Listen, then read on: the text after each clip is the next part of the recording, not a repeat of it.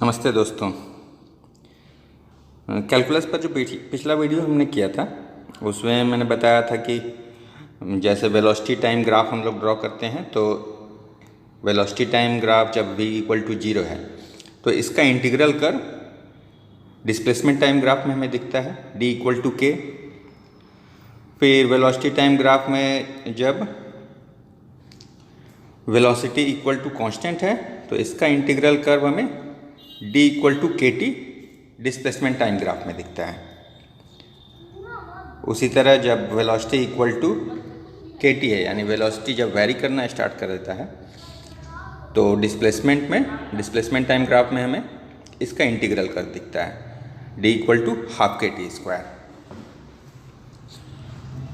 तो आज के वीडियो में हम डिस्कस करेंगे कि यहाँ से डिफरेंशियल के बारे में कैसे समझ सकते हैं। अभी तो इंटीग्रल समझ में आ गया कि इंटीग्रल क्या है, मतलब there exist a curve where every point is area of another curve and that curve whose every point is indicating area of another curve is called integral curve. So displacement time graph here is indicating the integral curve of velocity time graph. अब next चलते हैं कि velocity जब के T square है तब क्या होगा। वेलोसिटी इज के टी स्क्वायर।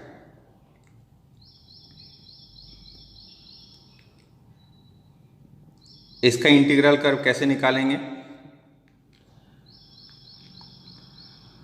तो सपोज करते हैं ये फंक्शन g(x) है।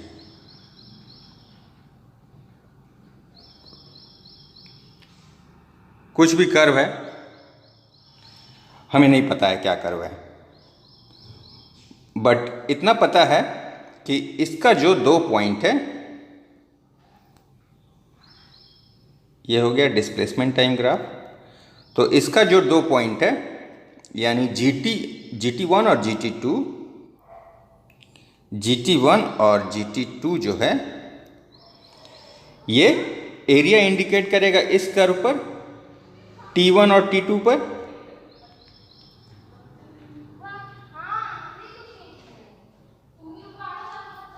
इसको मान लेते हैं ये fx कर्व है। तो ft1 और ft2, तो ये दोनों के बीच का जो एरिया है वो ये दोनों का डिफरेंस होगा GT2 माइनस GT1। तो GT2 minus GT1 equal to ये एरिया है, दिस एरिया। इसको कैसे लिखेंगे, अगर जैसे 8th क्लास का बच्चा है तो वो कुछ नहीं जानता है, बट ये वो एरिया इस तरह से निकाल सकता है। पहले ये एरिया निकालेगा, उसके बाद ऊपर वाला एरिया के लिए कोशिश करेगा। चलिए हम लोग भी बिना कोई प्री कंसेप्ट कॉन्सेप्ट का निकालने का कोशिश करते हैं। तो GT2 minus GT1 equal to इसका एरिया है, तो सबसे पहले क्या होगा,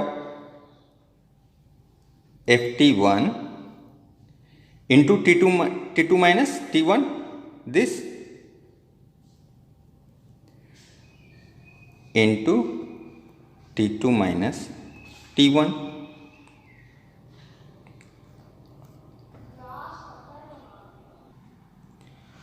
अब इस ट्रायंगुलर पोर्शन का एरिया निकालते हैं। थोड़ा सा अगर 8th क्लास का स्टूडेंट इसे कर रहा है, थोड़ा सा हैंड होल्डिंग करना पड़ेगा कि सपोज करते हैं ये छोटा सा एरिया है तो ऑलमोस्ट ट्रायंगल बन जाता है। किसी भी कर्व में लेंगे तो छोटा एरिया लेंगे तो ऑलमोस्ट ट्रायंगल बन जाता है, तो उसको एज ए ट्रायंगल मानते हैं। तो plus half T2 minus T1 into this distance. ये क्या है, FT2 माइनस FT1, ये एरिया हो गया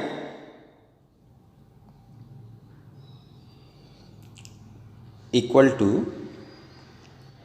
T2 माइनस T1 को कॉमन ले लेते हैं तो अंदर में आ जाता है FT1 माइनस हाफ FT1, तो हाफ FT1 आ जाता है प्लस हाफ FT2।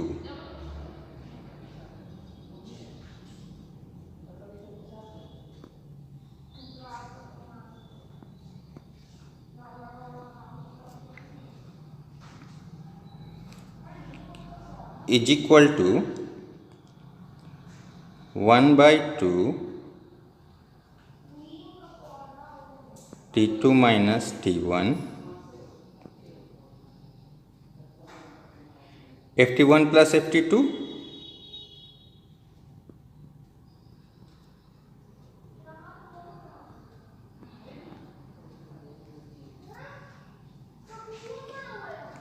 अब नेक्स्ट हैंड होल्डिंग का जरूरत है। FT1 प्लस FT2, अब चूंकि ये बहुत ही क्लोज पॉइंट है, T1 और T2 बहुत ही क्लोज पॉइंट है, तो चलिए FT1 is almost equal to FT2, तो इसको FT1 ही मान लेते हैं। तो क्या होता है, ये हो जाएगा 2FT1, तो क्या आ जाता है मेरा T2 minus T1, sorry T2 minus T1 into 1/2 twice FT1,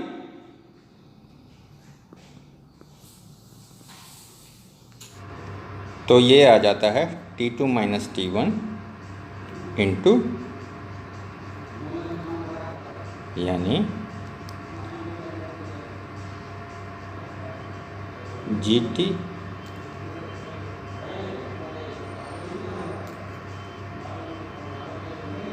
GT2 minus GT1 divided by T2 minus T1 equal to FT1। इसका मतलब कि rate of GX, rate of change of GX, rate of change of GX is FT1। मतलब इस curve का जो rate of change है ये this curve है। यहाँ आप कह सकते हैं कि it was obvious that rate of change of displacement curve is the velocity, लेकिन हमने यहाँ जनरल कर्व लिया है fx और gx, where every point of gx will indicate the area underlying in fx curve between 0 to that point। अब ये कैसे निकालेंगे कि वो कौन सा कर्व है जिसका rate of change is fx, ये निकालना रह गया। लेकिन ये तो क्लियरली पता चल गया कि जो नया मेरा इंटीग्रल कर्व है, जो इंटीग्रल कर्व हम माने थे gx, उसका रेट ऑफ चेंज जो होगा वो वेलोसिटी टाइम ग्राफ का कर्व है, और वेलोसिटी टाइम ग्राफ का कर्व हमको मालूम है kt²। तो हमें निकालना है कि वो कौन सा कर्व है जिसका rate of change is kt²। तो दोस्तों हमने कैलकुलस का इंटीग्रल भी समझा और डिफरेंशियल भी समझा। नेक्स्ट वीडियो में हम ये समझेंगे कि इस कैसे हम ये कर्व निकालेंगे जिसका rate of change is the original curve. थोड़ा उल्टा जा रहे हैं but a new student can understand it better. और वो रिलेट भी कर पाएगा। उसके सामने प्रॉब्लम आ रहा है, ऐसा नहीं है कि पहले उसे कॉन्सेप्ट बताया जा रहा है उसके बाद प्रॉब्लम, उसके सामने प्रॉब्लम आ रहा है और वो खुद उसमें घुसकर इसको निकालने का कोशिश करेगा कि कैसे होगा। तो अगर आपको वीडियो पसंद आया हो तो इसे सब्सक्राइब कीजिए, शेयर कीजिए और कमेंट ज़रूर कीजिएगा। अगले वीडियो तक के लिए धन्यवाद।